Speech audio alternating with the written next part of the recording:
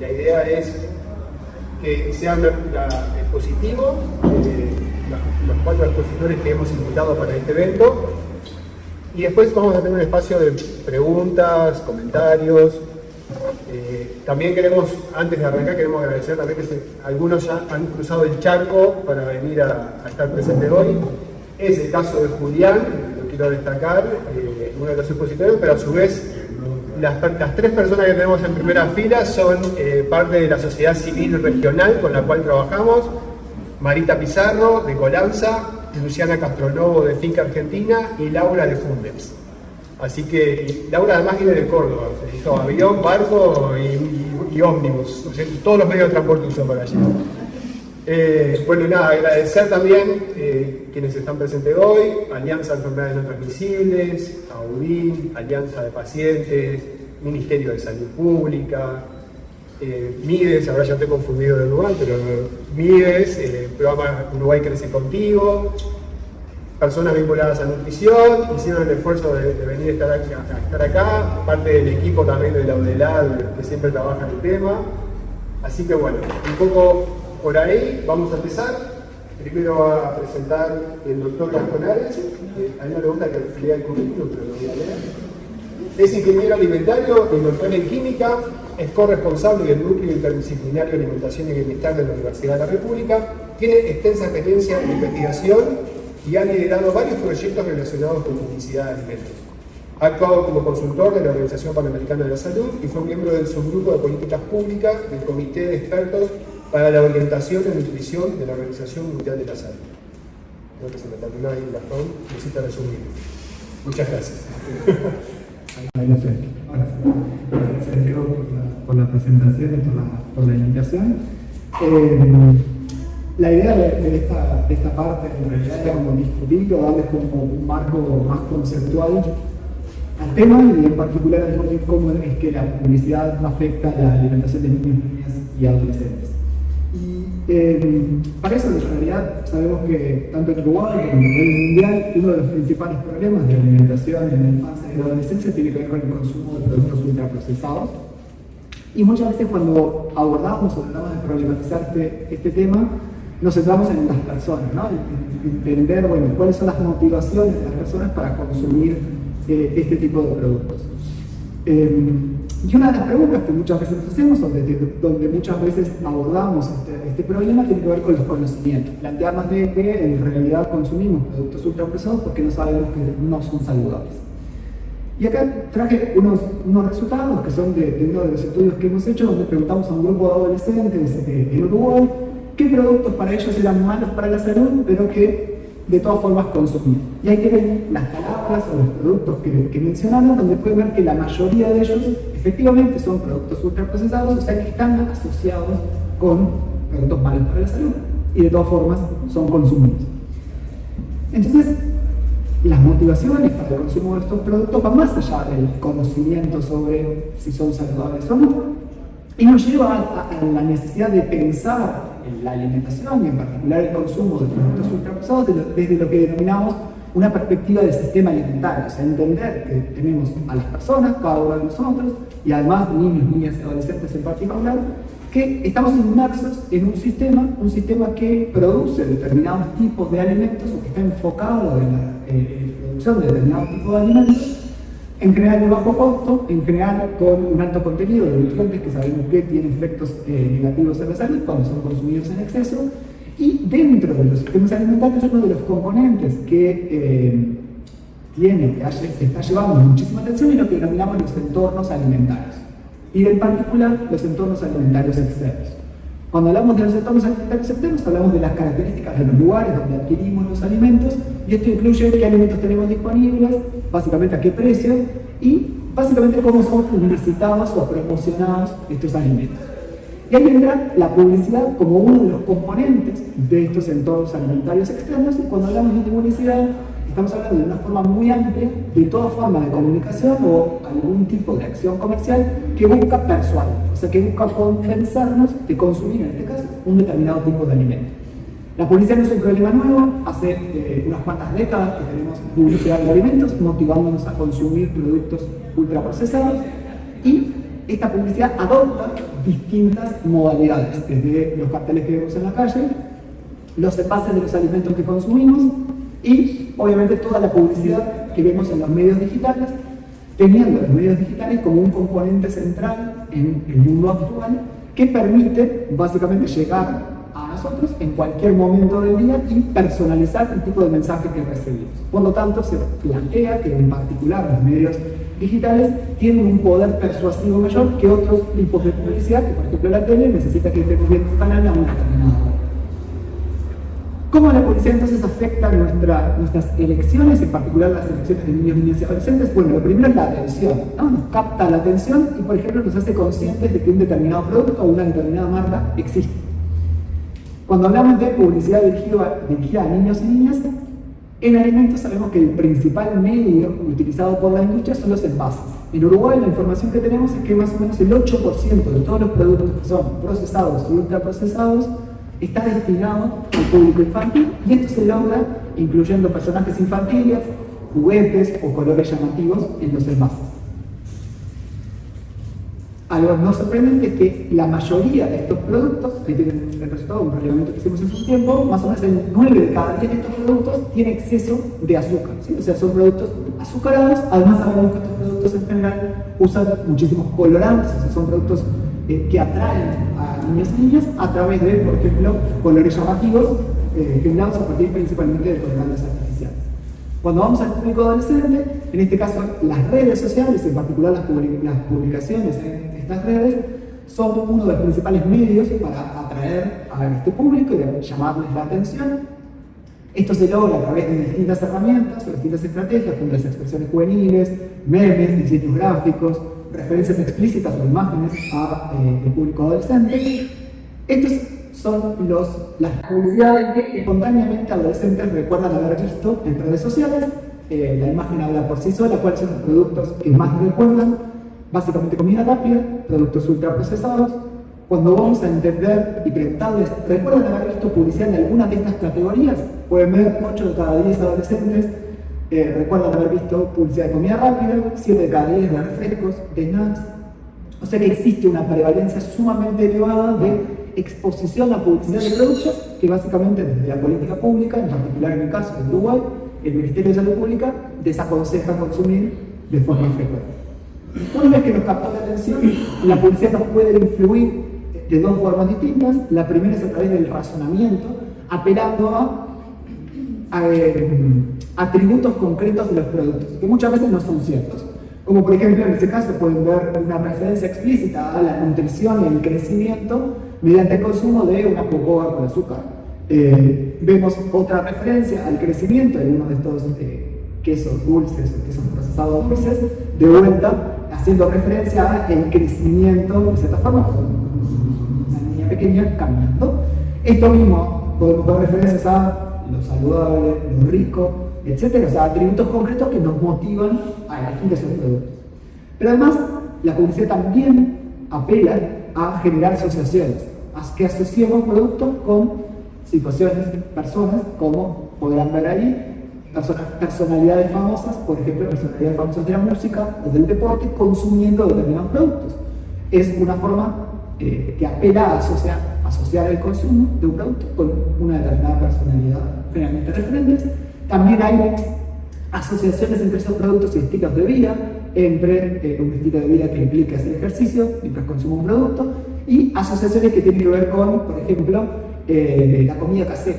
Cocinar utilizando, por ejemplo, un polvo de estos para preparar refrescos, que básicamente son colorantes, saborizantes y no mucho más, pero posicionado como parte de una alimentación basada en alimentos caseros, como en el caso de Uruguay recomienda el Ministerio de Salud Pública, ¿no? La industria apropiándose de las recomendaciones de salud pública de forma implícita, digamos.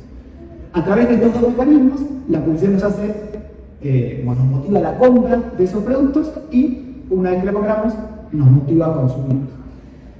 Estos son los resultados de también un estudio con población adolescente, donde encontramos una asociación entre recordar haber visto una publicidad y tener una mayor frecuencia de consumo de productos ultraprocesados. Ahí pueden ver como los porcentajes de aumento. Quiere decir que aquellos adolescentes que recordaban haber visto, por ejemplo, una publicidad de una bebida energizante, tenían un 100% más de frecuencia de consumo que aquellos que no recordaban haber visto, ¿no? O sea, lo que vemos en este tipo de estudios es una asociación que nos sugiere que efectivamente la exposición a la publicidad termina afectando en el consumo de esos productos.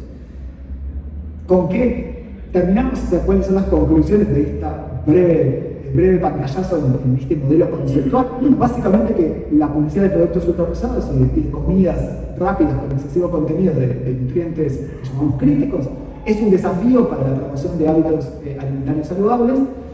Sabemos que necesitamos desarrollar estrategias que tienen que ser estrategias multicomponentes para reducir la influencia de la publicidad, particularmente en la infancia y la adolescencia. En la infancia porque niños y niñas no tienen la capacidad cognitiva de identificar la intención persuasiva de la publicidad, particularmente hasta los 8 años, y en la adolescencia debido a características de la toma de decisiones relacionadas con la toma de comportamientos, realizar comportamientos de riesgo, la susceptibilidad a la presión social, ¿no? Si yo veo las redes, eso me sugiere que mis pares consumen esos productos y eso contribuye a la generación de normas sociales en relación a qué consumir. Y uno de los componentes clave, digamos, de estas estrategias multicomponentes tiene que ser la regulación de la publicidad, y en eso algunos países han avanzado en este sentido. Uruguay tiene algunos debe en este sentido, que esperemos que en los próximos años pueda ser abordado. Eso era más o menos lo que tenían que compartirles. Agradecerles por la atención en nombre de todo el equipo del Núcleo Interdisciplinario de Alimentación y Bienestar, que son quienes hacen posible este tipo de resultados. Muchas gracias.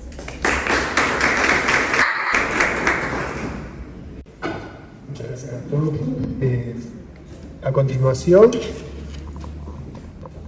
va a estar presentando Julián Pellegrini. Julián va a hablar sobre la publicidad como comida chatarra para la mente.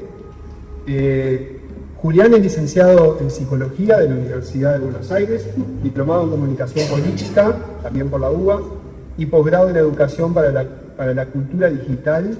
Es fundador del proyecto Spotters, en el cual, si lo siguen en redes, van a ver las acciones interesantes que hacen de contrapublicidad. Es referente de movimiento contrapublicitario en Latinoamérica.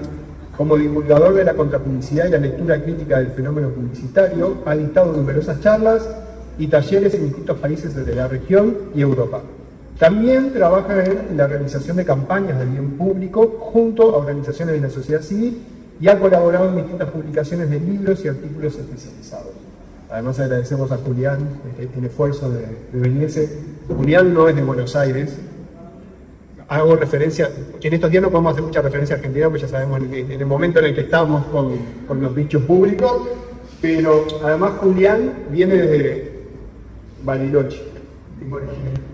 Y hoy en una entrevista dijeron que tenía orígenes uruguayos porque en la previa hicieron un ida y vuelta de quién era el mate, más o menos, ¿no? Nada, Julián, muchas gracias. Bueno, gracias Diego, gracias a todos y todas por acompañarnos. Yo formo parte de un equipo de contrapublicidad en Argentina que está activo desde el año 2008, o sea, tenemos muchos años en estas actividades. Pero como en cualquier proyecto de contrapublicidad, hay tres preguntas elementales que están en el origen del proyecto, que tienen que ver con preguntarse acerca de qué es la publicidad, cuál es el sentido de su existencia y de qué manera nos afecta, ¿no? Digamos, cómo afecta en la percepción que tenemos acerca de las cosas, cómo afecta en los consumos que tenemos, en los hábitos que nos generamos.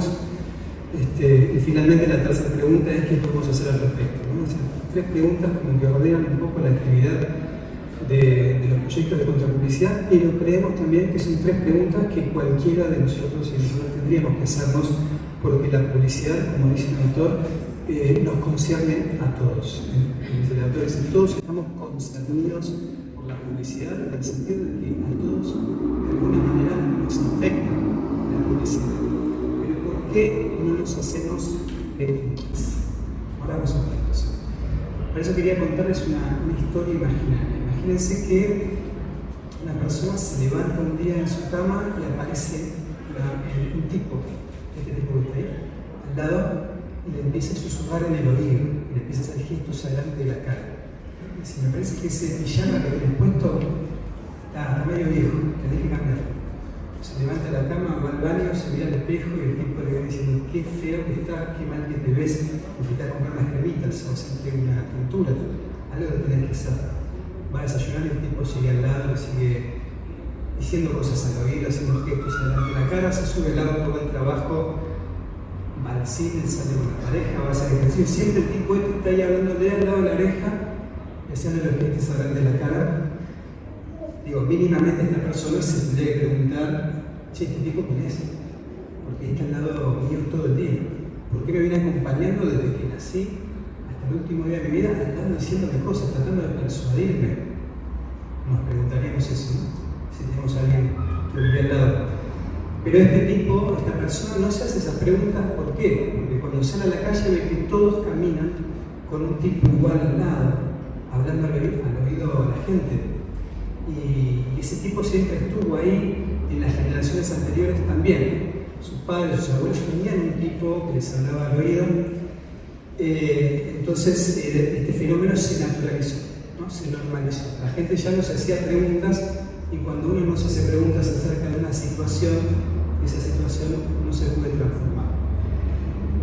Parece una historia un poco loca, pero de alguna manera es una metáfora de lo que nos pasa a todos nosotros y nosotras en nuestras sociedades con respecto a la publicidad. Está tan naturalizada en nuestras vidas, estamos tan inmersos en estos entornos comunicacionales publicitarios que ya no nos preguntamos por eso, no nos preguntamos qué es esto.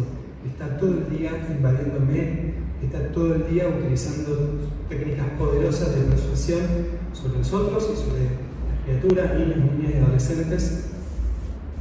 Estas preguntas en general no nos las hacemos porque se ha naturalizado la presencia de la publicidad en nuestras vidas. Como dije antes, cuando algo se naturaliza, no se problematiza, y cuando algo no se problematiza, no se puede transformar. Entonces, creemos que es importantísimo poder empezarnos a hacernos estas preguntas muy elementales para poder problematizar este fenómeno, entender cuáles son en profundidad los efectos que tiene sobre nosotros y sobre todo sobre niños, niñas y adolescentes la presencia permanente de la publicidad en nuestras vidas. Hay un autor británico que se llama Marshall McLuhan que explicó el efecto de naturalización con una metáfora del pez en el agua. Dijo, los peces aún no descubrieron el agua, porque están tan inmersos en ese entorno que no tienen una referencia externa como para poder distanciarse críticamente y problematizarla. De alguna manera nosotros también estamos muy sumergidos, muy inmersos en un entorno comunicacional dominado por el discurso publicitario y de alguna manera no nos permite, ese fenómeno no nos permite cuestionar.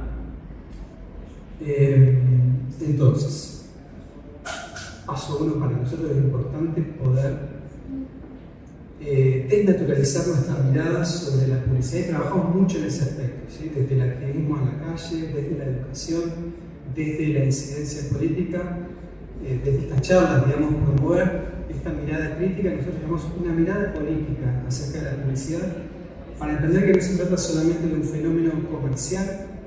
La publicidad no es solamente un instrumento de venta del marketing, sino que es, desde una perspectiva social y política, algo mucho más complejo que tiene que ver con un discurso de poder. Un discurso de poder que vehiculiza ideologías que ordenan de alguna manera los comportamientos sociales, que tiene una penetración cultural, que forma cultura, forma hábitos. ¿Sí? Y quería poner un ejemplo bien concreto. Yo hoy lo comentaba. Digamos,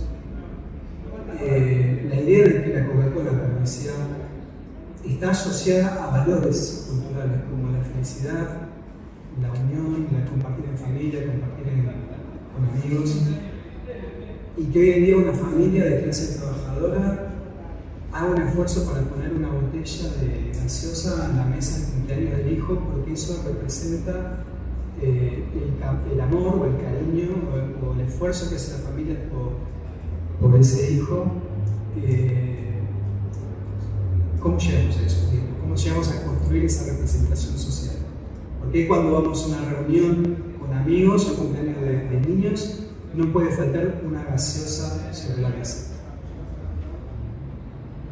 Bueno, creemos nosotros, en gran medida por efecto de generaciones y generaciones expuestas a la publicidad de gaseosas.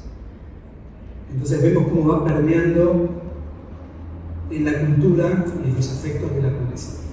Desde esta perspectiva política, pensamos que lo publicitario se trata de un lenguaje que esencialmente no vende productos, sino que vende los valores y la ideología que van a hacer que esos productos se vendan. Por otro lado, la publicidad, lo dijimos antes, no es un mero instrumento de venta, sino que es fundamentalmente un arma cognitiva, lo llamamos del capitalismo para la dominación ideológica y la imposición cultural. Es fuerte, jugada la definición, pero podemos sostenerla, discutirla. Y que, bueno, la función esencial de la publicidad es fabricar el consenso social para la explotación capitalista. Esto son conclusiones a partir de un análisis extenso acerca de la lectura política de la publicidad. Pero más allá de eso, lo que les quería contar por último, para cerrar, es acerca de esto que llamamos la función cooperativa de la publicidad. Y esto es importante tenerlo en cuenta para analizar de una perspectiva más profunda el fenómeno publicitario. Generalmente, analizamos las publicidades por separado. ¿No? Podemos pensar, esta publicidad es menos ética, esta es más ética, esta cumple, esta no cumple, pero eso es como tratar de analizar y entender un bosque parándose delante de un árbol y después delante de otro árbol. Y nos perdemos la dimensión y de entender en su complejidad el bosque. O sea, la función cooperativa de la publicidad nos invita a analizar el grupo, el conjunto de anuncios comerciales como un discurso único, ¿sí? Como una totalidad que transmite de una manera uniforme una misma ideología, una misma motivación, unos mismos valores culturales. Y por ejemplo, les cuento con el ejemplo de bebidas gaseosas, refrescos. Por ejemplo, la publicidad de Coca-Cola, la publicidad de Pepsi, la publicidad de Manaus, es como un refresco de allá, de Argentina. Todas de alguna manera contribuyen y cooperan entre sí para normalizar una mirada positiva acerca del consumo de gaseosas. Si yo mañana quiero ponerme una fábrica de refrescos, voy a tener la ayuda de toda la publicidad de generaciones y generaciones de Coca-Cola, que va a hacer que ya sé que está bien visto socialmente consumir gaseosas, ¿sí? Del mismo modo, vamos a pensar esta función cooperativa en la normalización de la presencia de los ultraprocesados en nuestra vida. Toda la publicidad de ultraprocesados va colaborando entre sí para que nosotros pensemos que o tengamos una percepción positiva acerca del consumo de ultraprocesados, sea papas, galletitas, gaseosas, McDonald's, lo que sea.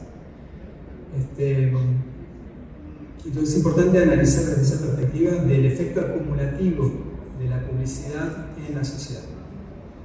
Y para cerrar, bueno, nada, un poco la misma conclusión que comentaba el compañero, porque esta demuestra que a mayor exposición a la publicidad, más crece el consumo y la demanda de ultraprocesados y por lo tanto hay mayor efecto nocivo para la salud general. Pero lo contrario también es cierto. Cuanto menos expuestos estamos a la publicidad de ultraprocesados, menos demanda y menos consumo hay, por lo tanto mejora o tiene menos riesgo la salud pública y la salud de niños y niñas y adolescentes. Entonces me parece que, paso rápido, digamos, no hay que ser Einstein para darse cuenta cuál es el camino que hay que seguir con respecto a la regulación de la publicidad de ultraprocesados. Muchas gracias por la atención.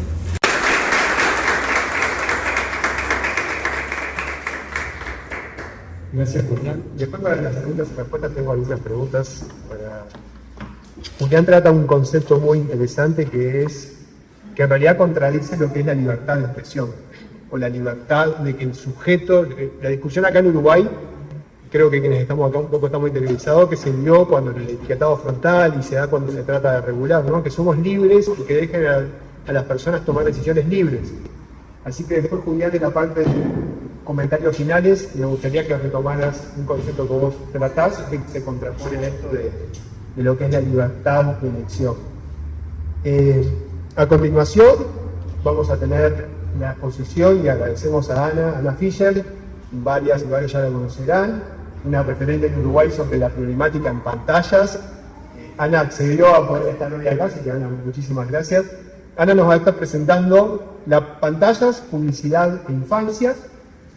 Ana, calculo que no necesita presentación, pero la voy a presentar igual. Es licenciada y profesora en comunicación social con especialización en investigación. Está certificada en Safe and Sound Protocol and Unique Means, y formada como consteladora familiar. Es fundadora de Crianza Cibersegura, una comunidad con más de 50 familias comprometidas con el uso saludable de la tecnología en la infancia. Ha dictado charlas y talleres sobre neurodesarrollo, juego real y ciberseguridad infantil.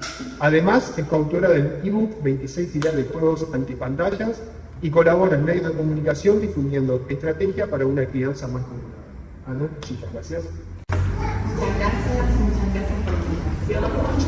Un placer estar aquí presente. Muchas gracias a los que han viajado. Gracias a los expositores también. Y en esta oportunidad sabía que la parte de publicidad iba a estar ampliamente abordada, por lo que quise traer una pequeña mirada con respecto a los medios. Justamente mencionabas a Mark que decía justamente el medio mismo es el mensaje. Entonces traigo para comenzar a esta gaviota en la que una persona que luego se iba a convertir en premio Nobel la empezó a observar para trabajar e investigar el tema de los instintos. Entonces lo que hacía, observaba estas gaviotas y quería alimentar a estos pichones mientras la gaviota se iba a buscar comida. No lograba nada hasta que se dio cuenta que la gaviota en realidad tenía una puntita roja en el pico. Entonces, tratando de emular para alimentar a estos pichones, puso el puntito rojo en estos, no sé si eran títeres o con qué, emulaba a la cabeza de la gaviota para engañar a los pichones. Y los pichones empezaron a comer y dijo, ay, ¿qué tal si pongo el punto más rojo? Y entonces los pichones comían más. ¿Y qué tal si lo hago más grande? Y entonces llegó un momento en donde los pichones estaban esperando más a la emulación, al títere, supongamos, que a la propia gaviota. Y dijo, ajá, así que puedo engañar a los pichones. Y dice, a ver si puedo engañar a la madre, y puso unos huevos, y la gaviota se dio cuenta que no eran sus propios huevos. Dice, también tienen unas pintitas, y puso unas pintitas con colores más saturados. Entonces ahí vio que la gaviota empezaba a cuidar a esos huevos, que no eran sus huevos. Y después dijo, ¿qué tal si pongo huevos más grandes, con colores más saturados? Y llegó a encontrar que la gaviota misma tiraba los huevos de su nido y se quedaba con esta simulación. Estas investigaciones son de Nicholas Tinbergen, que luego ganó el premio Nobel por todas estas investigaciones en donde encontró los hiperestímulos. Y no solamente lo probaron en gaviotas, que fue con lo que empezó la investigación, sino que hasta llegado, puede decir, una gran cantidad de distintas especies, incluso arañas, se puede hackear los instintos. Entonces acá también la pregunta que nos hacemos es qué tan hackeables somos nosotros en nuestra propia fisiología, en nuestra propia historia evolutiva. Y yo cuando empecé a ver los celulares que salían con 2 camaritas, dije, ajá, ahí está el puntito rojo. ¿No? ¿Quién necesita 4 o 5 camaritas atrás del celular? Nadie, ¿verdad? Digo yo. Se necesita. Pero si este tiene 2 y este tiene 3, compra el que tiene 3. Ajá. Y entonces, ¿qué pasó con nuestros instintos? Y acá hay una gran mujer que amo profundamente, que se llama Frances Haugen. Ella trabajaba en Facebook y lo que hizo fue robar directamente documentos de Facebook y se los entregó a la prensa. Mis archivos de Facebook, que se conocen, pueden googlear, se conocen como los archivos Facebook.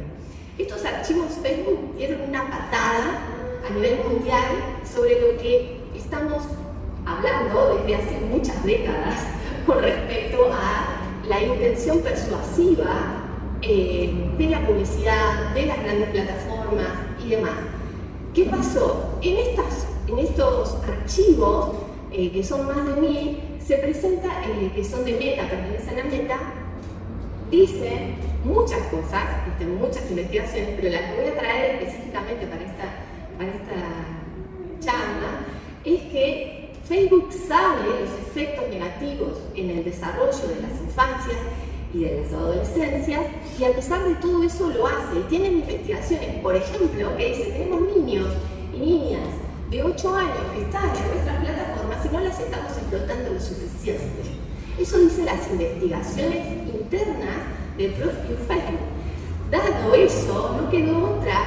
Francis Haugen se presentó ante el Congreso de los Estados Unidos y tanto demócratas como republicanos la llamaron una heroína porque ella dijo, estoy aquí poniendo en riesgo mi vida porque ellos no van a poder solos. Es una linda manera de pedir regulación, porque las empresas están metidas en una carrera donde es una carrera para captar la atención y que no es solamente nuestro tiempo, sino este sutil cambio de percepción del que estábamos hablando, pero sutil cambio de comportamiento, en la manera en que nos comportamos, la manera en que pensamos y la manera en que consumimos. Entonces, ¿cuál es el truco? El truco, Tristan Harris, que es le dice la conciencia de Silicon Valley, él dice, el truco es una carrera hacia las profundidades de nuestro tronco encefálico. ¿Y cómo es esto? Es como si tuviésemos un vaso de agua a la mitad con un truco. Entonces, en realidad yo digo agua, pero en realidad dice whisky, ¿no? Entonces, si yo tomo ese vaso de whisky y está con un truco, y sigo tomando, pero siempre está a la mitad, pierdo dos referencias imprescindibles. ¿Cuánto tomé? ¿Qué cantidad voy tomando? ¿Y cuándo voy a terminar de consumir? Esto es básicamente el truco de la persuasión, lo básico, ¿no? Desaparece la cantidad de tiempo y la cantidad de cuándo voy a terminar, ¿no? Si me voy a trauma, son los principios básicos también de trauma, la desorientación y la disociación de lo que me está pasando. Esto ya se conoce hace muchísimo tiempo, ¿no?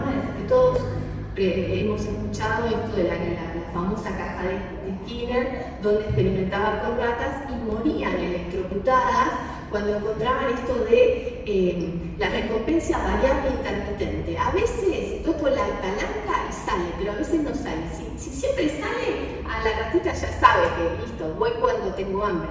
Pero si toco y a veces sale y a veces no sale, se desespera siguiendo tocando el botón hasta que morían. Quedaban ahí locas. Pero en el 2002 salió un libro muy interesante que toma todas estas referencias que ya se conocían de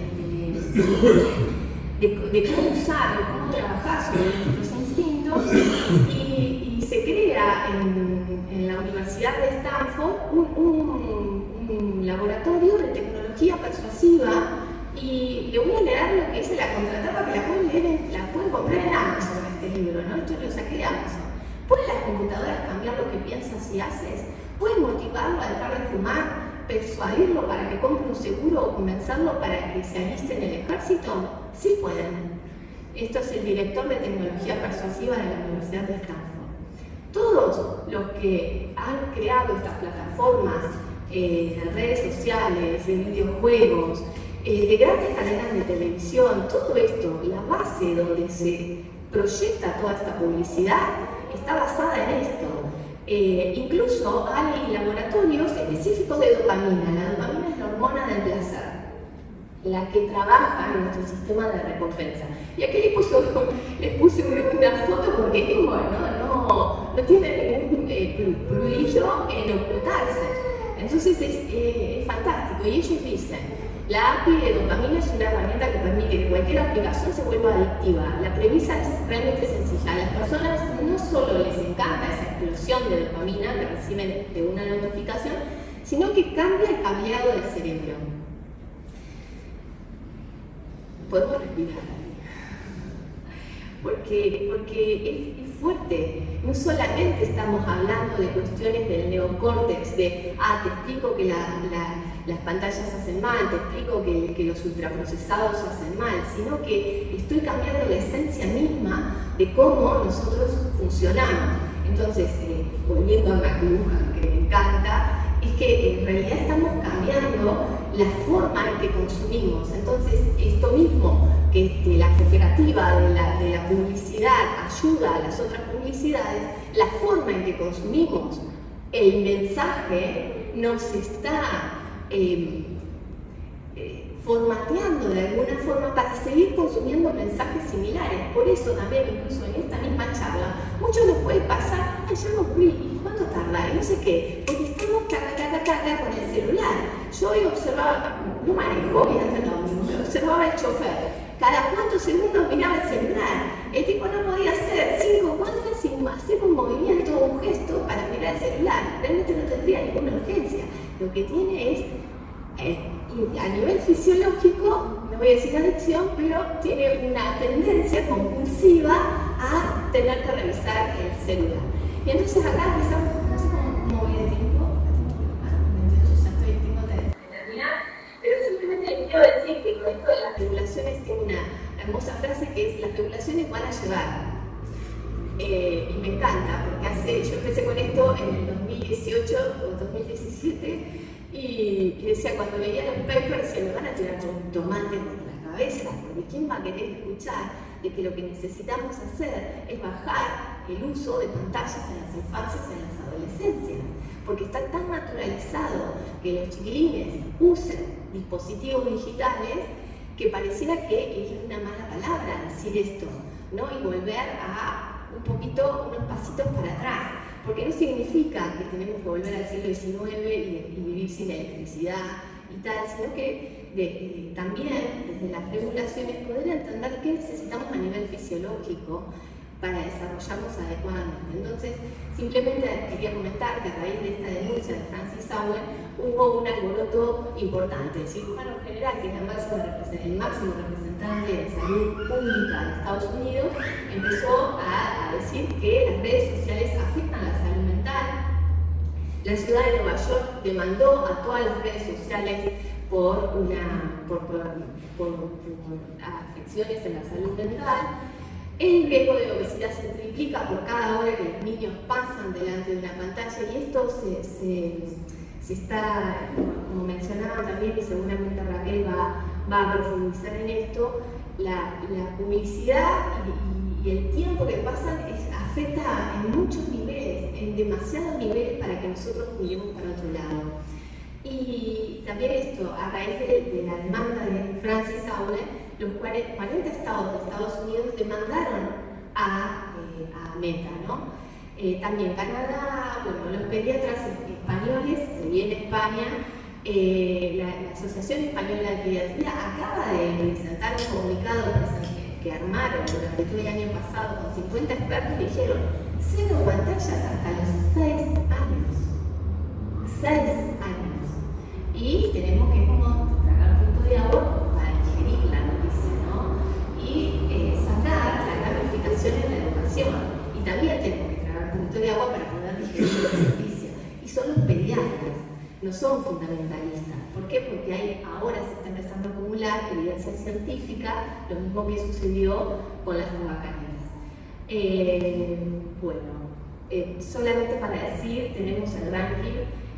Uruguay está segundo, Argentina está primero en el ranking del no, por distracción en dispositivos en la hora de matemática.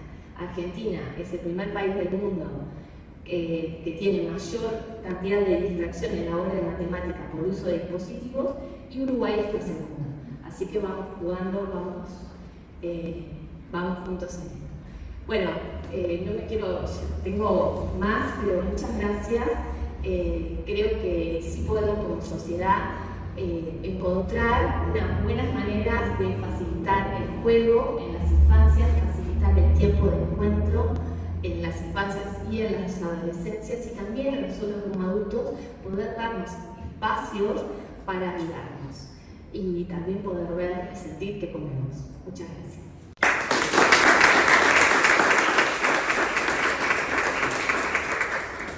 Muchas gracias, Ana. Ana, solo te quiero decir que estoy tomando puntos en el celular, no es que pero mientras Raquel es la próxima expositora, prepara la presentación. Lo que estamos, hoy cuando invitamos y cuando diseñamos esto en conjunto con la Alianza de Enfermedades No Transmisibles, no es casual los temas que intentamos traer a esta discusión. Lo empiezo por el final, con lo de Ana. Cuando en el Parlamento hubo un proyecto de ley, en la legislación anterior, que planteaba la regulación de publicidad y marketing a la cual estaban expuestos los niños o a la cual uno a veces se enfrenta en diferentes situaciones, incluso en centros de salud. Una de las cosas que la Asociación de Publicistas salió a decir era que ese proyecto en realidad no estaba actualizado porque le faltaba el tema de pantallas. Y hablaba mucho de lo que era televisión y radio.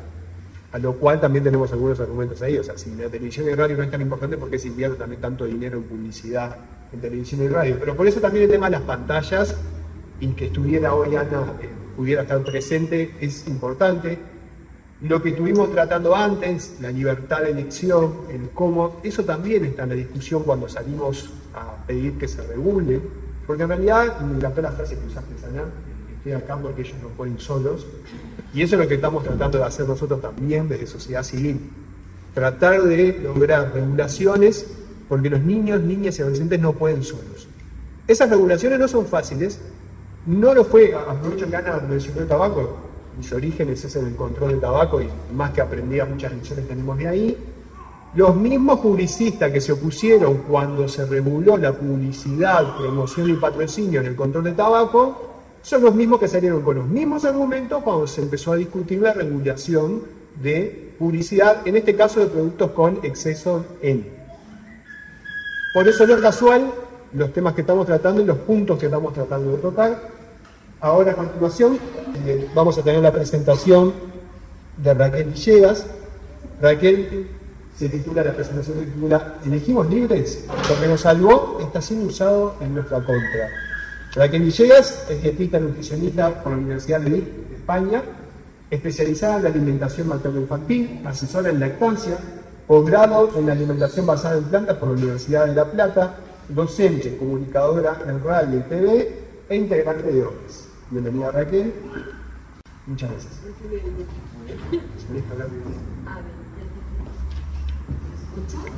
¿Me escuchan bien? Bueno, una de las cosas que les quiero preguntar es lo que comemos hoy o lo que hacemos hoy referente a la alimentación es lo que se hizo toda la vida. Porque esto es lo que yo escucho en réplica cuando hablo de alimentación saludable, ¿no? Lo hicimos toda la vida. Y vamos a ver qué tanto pesa esa vida, cuánto tiempo es. Porque si nos vamos a la línea del tiempo, tenemos la evolución del ser humano. Y aquí nos damos cuenta de que, bueno, nosotros seríamos el Homo sapiens sapiens, estos de acá, primates y evoluciones previas, y acá tienen la evolución de sus cerebros, ¿bien? En el cual, en esta evolución cerebral, podemos decir que tenemos diferentes capas que se fueron adquiriendo a medida que evolucionaba para convertirse en el Homo sapiens sapiens que somos hoy en día. ¿Y por qué me interesa esto? Porque en el cómo nosotros nos adaptamos a la sociedad, decimos y escuchamos que tenemos niños que son de la era tecnológica, que manejan bárbaro las pantallas, y decimos que elegimos libres. Y entonces nos damos cuenta de que nuestro cerebro sigue siendo exactamente el mismo, hoy con pantallas y ultraprocesados, que el cerebro de hace 100.000 años. Pero además de eso, cuando hablamos de alimentación y de cómo la alimentación mantuvo viva la especie, ¿no? Animal como animales que somos, este cerebro pasa a ser más viejo todavía. Y es que resulta que tiene más de 200 millones de años. Porque la forma de potenciar e incentivar el consumo de alimentos para sostener la supervivencia de la especie es común en otros animales. También es común en primates, por ejemplo. Así que No sé si nuestro cerebro está adaptado a lo que se hizo toda la vida de hace una generación atrás. Y en esto les traigo algo como bien importante. Como especie, tenemos una teoría que es la del set point, del control del peso. Nosotros no podemos ni bajar mucho de peso ni aumentar mucho de peso, porque si tuviésemos depredadores, que ahora ya no, nos comerían si aumentamos mucho de peso. Pero si bajamos de peso, perdemos características que nos permiten la reproducción, ¿no? Entonces necesitamos, para poder heredar nuestros genes y mantenernos como especie, mantener nuestro peso. Y para esto mismo, nuestro cerebro adaptó un montón de cositas, entre ellas las hormonas del placer como la dopamina. Cuando nosotros nos manteníamos estáticos para no gastar energía, nos dábamos cuenta de que necesitábamos ir a buscar alimento, y esto a veces significaba días de caza o grandes caminatas o recolección, y en un entorno que podía ser hostil o donde aparecían alimentos, ya saber si aptos o no, nuestro cerebro nos indicaba cuáles estaban bien y cuáles no, en base a que básicamente sobrevivían los que se habían beneficiado del estímulo positivo. Y ahí nos encontramos la miel, por ejemplo, que era un punto positivo donde se liberaba un montón de dopamina y placer, y nos decía, esto es súper calórico, vamos bien, vas a sobrevivir, porque el gasto energético fue menor que la ganancia energética que recibiste con esta miel, ¿no? También con frutas. Y todas esas adaptaciones las hemos ido heredando. Hay otras adaptaciones, por ejemplo, la selectividad alimentaria. Esto es algo innato, en la que, por ejemplo, el sabor amargo o el sabor ácido, naturalmente, les sentimos como una aversión. Lo amargo porque puede ser venenoso, lo ácido porque puede estar en mal estado. Por lo tanto, son sabores que adquirimos por imitación y por entrar en contacto con nuestros cuidadores, que nos ofrecen esos alimentos, y porque pasamos como a un mood del cerebro de que esto es seguro, ¿sí? También, todo lo que yo les decía de la sensación de placer, de esta dopamina maravillosa que nos genera este sistema de activación de recompensa, es decir, vas bien, esto está bien. ¿Y con qué se activan? Bueno, esto es para que veáis que a día de hoy nuestro cerebro sigue funcionando exactamente igual. Sí, tenemos esta versión natural que seguimos trabajando, los que somos referentes de cuidado en una etapa compleja de selectividad alimentaria, y nuestro cerebro nos sigue recompensando sin que le indiquemos absolutamente nada cuando se combinan ciertos sabores. ¿Cuáles son? Son proteínas, son grasas, son azúcares simples. Mientras más fácil de digerir, más se activa el sistema de recompensa. Y acá hay algo que yo les quería traer, y me encanta que hayan colegas de la nutrición por acá, porque cuando yo estudié nutrición hace como 13 años, que no hace tanto, estudié solamente esta parte de la regulación de la apetito. Sí, esto es la parte de la homeostasis, ¿no? El sistema homeostático, donde hay más grelina, ¿sí? Significa que nos genera hambre. Acá, cuando hay una distensión del estómago, se libera leptina, que se suma al aumento de insulina, de glucosa en sangre, y aumenta la saciedad. Entonces uno dice, bueno, 1 más 1, 2, está bárbaro. Y si yo tengo hambre, es porque realmente mi cuerpo necesita comer, ¿no? Entonces, ¿por qué estamos como estamos en una pandemia de diversidad? Y es que entra en juego otro sistema que a mí no me habían presentado hasta hace muy poco, que es el sistema hedónico, que es el del placer. Bien, cuando un alimento es sumamente placentero, se nos activa esta parte más primitiva, donde hacemos un check de decir, esto te aporta un montón de estímulos de placer. Por lo tanto, favorece tu supervivencia por acumulación de energía, ¿no? Y en nuestra época eso fue importante. Capaz que ahora manejamos en auto, móvil, ya no. Pero nuestro cerebro no se enteró en qué época vivía ahora. No pudo mutar tan rápido. Por lo tanto, nos sigue premiando con eso. Y hace que, si por ejemplo yo tengo ese estímulo de exceso de dopamina, de placer, con este vaso y este vaso es blanco y lo tomo ahora, ¿sí? Voy a tener como unos fuegos artificiales que me van a premiar por haber consumido esta bebida. Entonces, cada vez que yo tengo presente este vaso y vuelvo a tomar, reactivo ese sistema de recompensa y genero una activación cada vez más fuerte. Por ende, cada vez que yo vea un vaso blanco con estas características, mi cerebro me va a invitar a volver a consumir eso para poder sobrevivir y que se vuelvan a desprender esos fuegos artificiales en mi cabeza, porque eso me va a mantener vivo. Entonces, mientras más veo el estímulo que aumentó la acción de ese sistema de recompensa, más ganas de consumir y de sentir esa sensación de nuevo. ¿Quedó claro? ¿Sí? Bien. Bueno, y acá uno puede decir, no, pero yo tengo un raciocinio superior porque mi cerebro de hace menos años, este corte frontal ya está pro. Bueno, ahora les invito a que levanten la mano sin miedo, por favor. Si alguien ha visto 2 pedacitos de milanesa en el plato, solo tipo, me comí todo, quedé llena y veo 2 pedacitos de milanesa que me encanta, mi plato favorito. ¿Tienen ganas de comérselo? ¿Se lo comen? Quien se lo come, que levante la mano. Bien, bárbaro.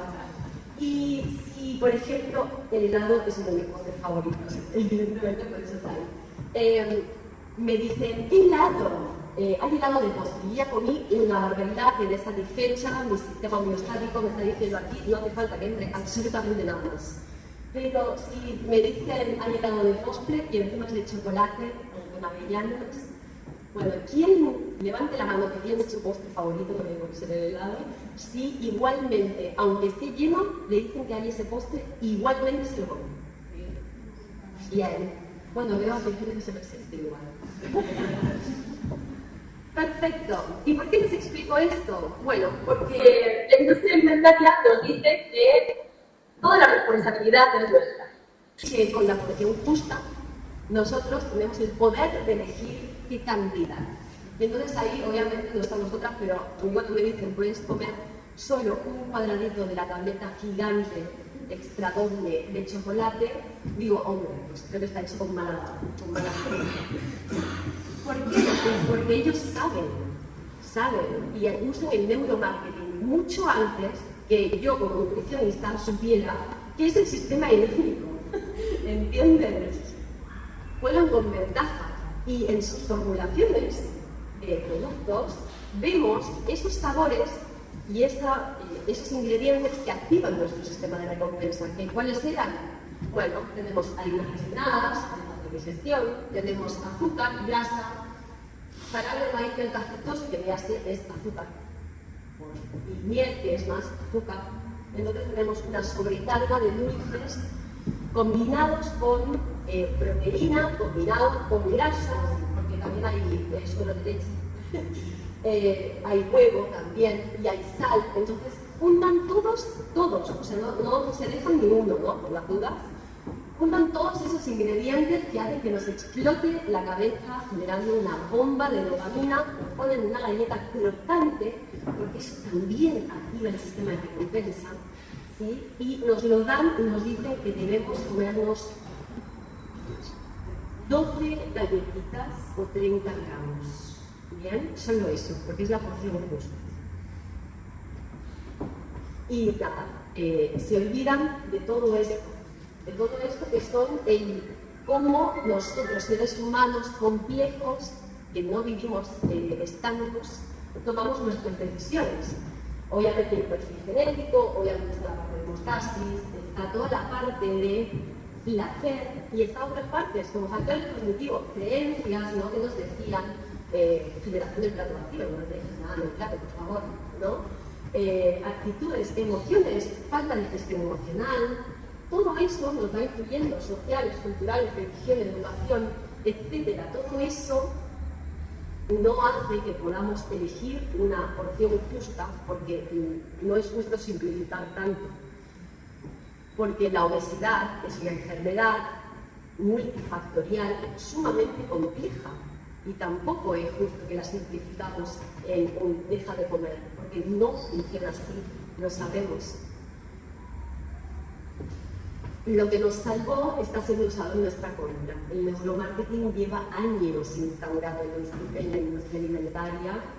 Creo que muchos profesionales de la salud venimos mucho más atrás. Por suerte vamos intentando ponernos al día y creo que es importante que sepamos, ¿no? Que capaz que sí, en nuestra evolución de ser humano, esto que nos salvó, porque nos recompensaba fuerte, era bárbaro, ¿no? Porque nos permitía seguir caminando para seguir buscando alimentos, pero que hoy en día en el que un almacén, cuando salimos, encontramos un montón de paquetes de colores que llaman nuestra atención, que activan nuestro sistema de recompensa y deseo hacia ese consumo de esos productos, en centros educativos, donde, por ejemplo, mi hija en el liceo va y supuestamente hay una cantina saludable y lo primero que te encuentras son golosinas. No tienen sellos porque están a granel. Y entonces ahí decimos, ¡qué espectacular! ¿Qué hacemos con esto? Y bueno, creo que necesitamos regulaciones, porque no sé si opinan como yo, o qué opinarán después de esto, si la responsabilidad en el consumo de lo que consume esa persona es exclusiva de esa persona. Así que bueno, espero que les haya servido un poquito.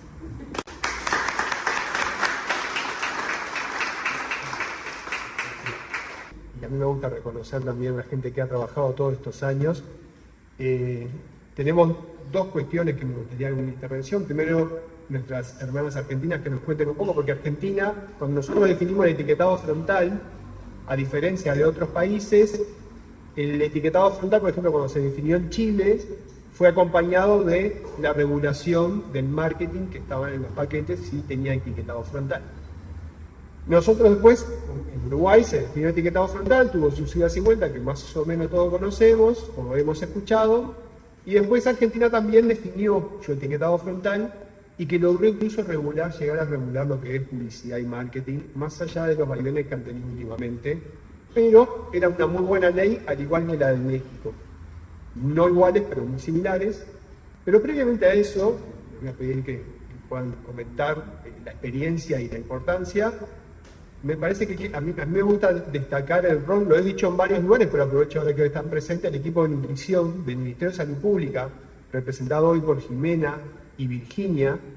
Ellas en el periodo anterior estuvieron convencidas de defender justamente lo que eran las meriendas saludables en las escuelas, la mal llamada meriendas saludables, pero es una ley, la 19.140.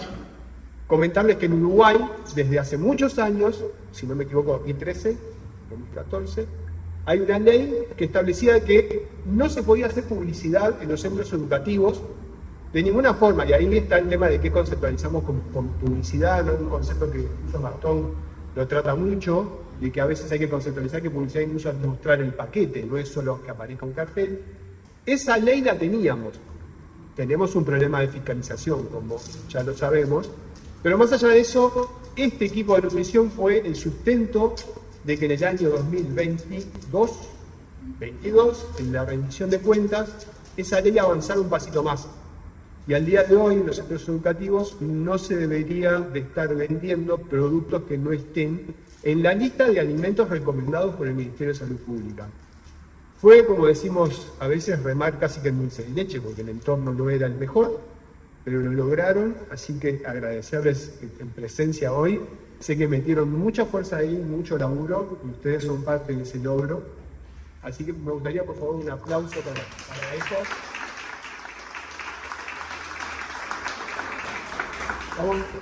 Le voy a pedir que por lo menos levanten la mano Virginia y Jimena. Y a continuación me gustaría también desde Argentina que les contaran un poco esa experiencia de cómo fue en cuanto a la regulación y... Bien. Fija Argentina o Fútbes.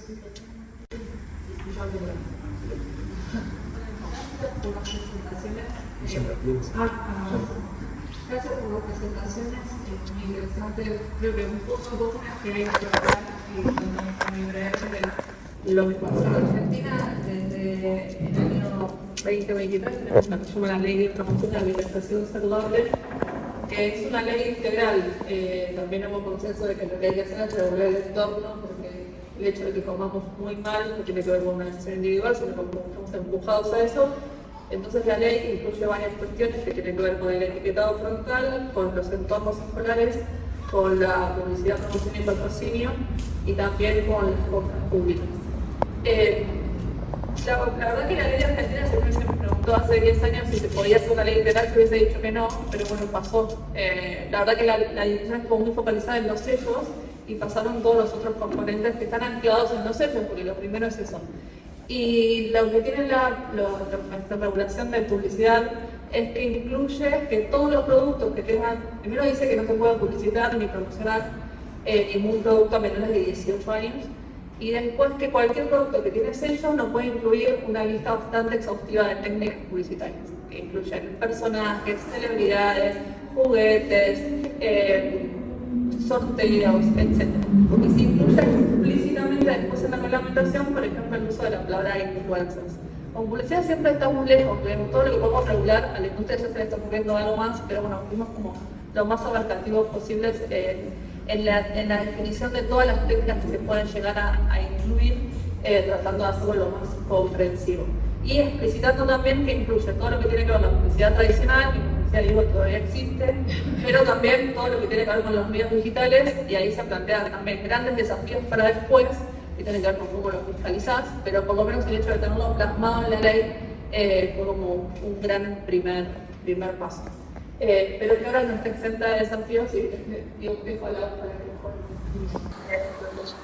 Bueno, complemento con esto y voy a hacer mucho con la importancia de que hayamos logrado que de parte de medidas que mencionamos haya sido aceptado como una ley sancionada por el Congreso, que en su momento tuvo apoyo de todas las fuerzas políticas, y eso fue en gran parte por la fuerza de la sociedad civil, que tomó un protagonismo importante en sensibilizar y lograr ese consenso amplio, y también lograr que la ley respete esos mejores estándares. Y el hecho de que todos los componentes estén integrados en esta misma ley permitió que todos los ámbitos regulatorios presenten una perspectiva de derechos humanos y de salud pública, ámbitos como publicidad, que por ahí quedaba venía siendo regulado desde otros lugares, quedó dentro de esta normativa que tiene un enfoque de salud pública. Y también es importante porque puso a distintos ministerios y a todos los niveles de gobierno a trabajar de forma articulada en lograr la correcta implementación de esta ley. Y hoy nos damos cuenta también otro acierto, otro beneficio importante de que hayamos logrado una ley sancionada por el Congreso, que es que el año pasado el organismo ejecutivo, que es la Autoridad de Comunicación de los componentes de etiquetado y de publicidad, dictó regulaciones que significaron un retroceso en los estándares de la ley al momento de su implementación. Eso es un poco el contexto de que Diego estaba haciendo alusión, que es un contexto complicado, porque estamos a la defensiva, digamos, de los logros conquistados, y el hecho de que contemos con una ley nos permite defenderla en el ámbito judicial, si bien no es fácil, porque la justicia tiene sus tiempos. Es algo que si hubiese sido una disposición que solo dependía del Ejecutivo, no tendríamos muchas herramientas para salir a defenderla frente a este nuevo contexto regresivo en derechos. Así que eso es muy importante. Y lo último que me gustaría destacar, y que hace a la importancia de estar pensando de forma conjunta, regionalmente, en políticas regulatorias, es que la publicidad transfronteriza también aparece en estos últimos años como un gran desafío, porque es la estrategia que toman las industrias para sortear y burlar las regulaciones nacionales, con los estados nacionales en materia de regulación de publicidad están bastante atrás con ese aspecto. Entonces la importancia de que los países de la región pensemos y trabajemos conjuntamente para ver cómo hacemos frente a estas problemáticas. Me parece muy importante porque estamos viendo aquellos que la vivimos en Uruguay, un poco lo que están contando ahora, que está pasando en Argentina. Hay una gran diferencia porque ellos lograron una ley y nosotros teníamos el etiquetado frontal definido por un decreto y el decreto se puede modificar tantas veces como el Poder Ejecutivo lo quiera. Un poco la restricción de que no haya retrocedido tanto es que lograron esa ley, pero los argumentos, las acciones que hace la industria alimentaria, que además a veces la importamos para acá, hasta importamos las novistas que están allá, vienen para acá a hablar también a veces, las traen invitadas, pero a nivel regional se está tratando de avanzar y se ve a nivel regional algo que siempre es como un factor común, que son los discursos, las secciones.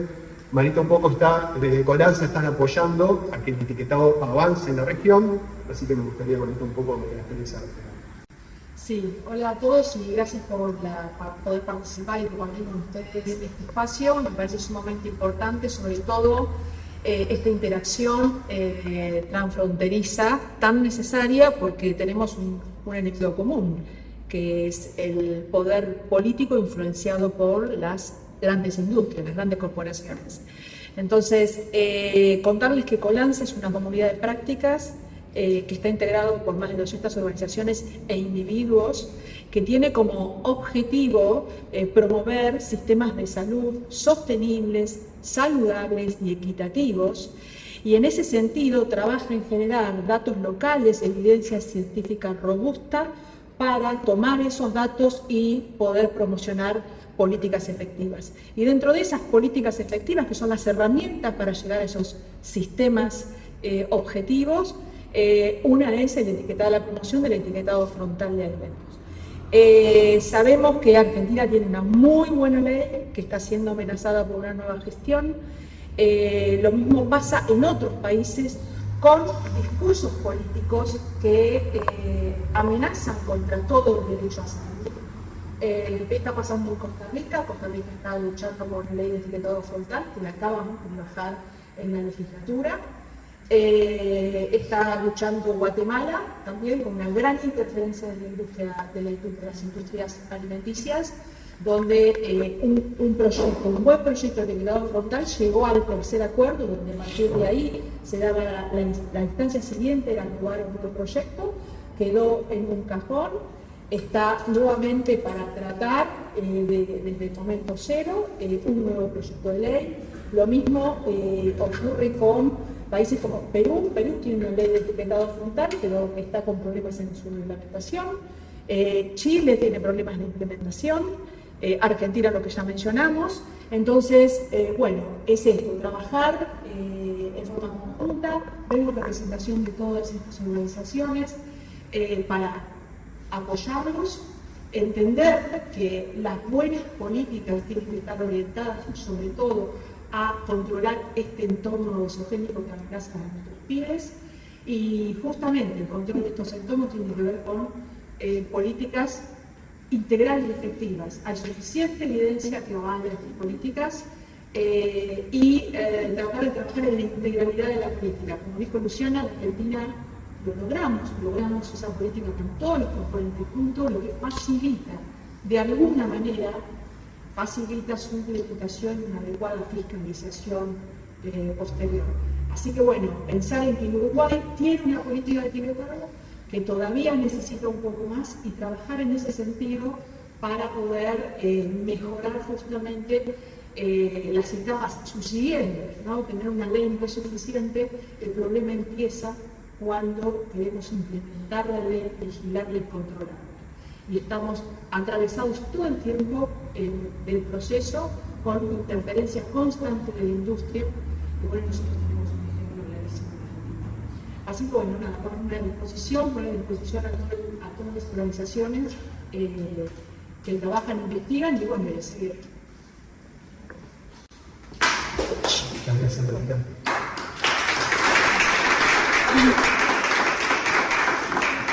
Ya estamos en hora. Si alguien quiere hacer un comentario, si tienen dudas en una de las exposiciones, es el momento. Mientras alguien piensa o no veo ninguna mano levantada, quiero que Julián me responda cuál es el concepto que se plantea en contraposición a la libertad de elección que tenemos, porque el gran problema de las regulaciones de la industria es dejemos a los individuos elegir libre. Y ahí empieza todo lo que es el Estado paternalista, que no me digan lo que tengo que hacer.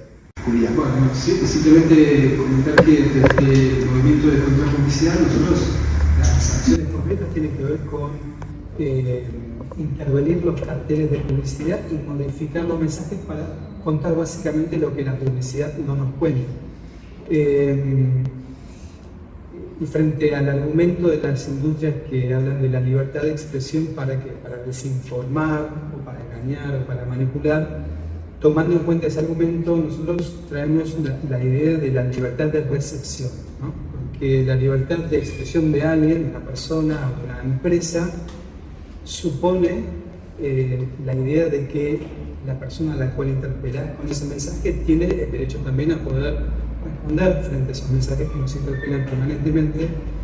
Entonces tomamos nosotros esta idea del derecho de recepción para de alguna manera legitimar las acciones que hacemos de respuesta a la publicidad, ¿no? Lo conversábamos como un concepto importante para tomarlo en algunas argumentaciones, ¿no? Eso es, o sea, nos envían el mensaje pero nunca nos preguntaron si lo queremos recibir. Y esa es lo básico, como un poco lo charlábamos ayer con Julián, ese consentimiento informado, ¿no? Te van a hacer una encuesta, tenés que firmar el consentimiento. Te van a hacer algún tratamiento médico, un consentimiento. Pero en la publicidad nadie te pide un consentimiento antes de ejercer publicidad sobre vos. Creo que eso es un derecho que tenemos que empezar a hacerlo valer y es parte del poder avanzar en el marco regulatorio, ojalá en este periodo. Si no hay preguntas, Jimena.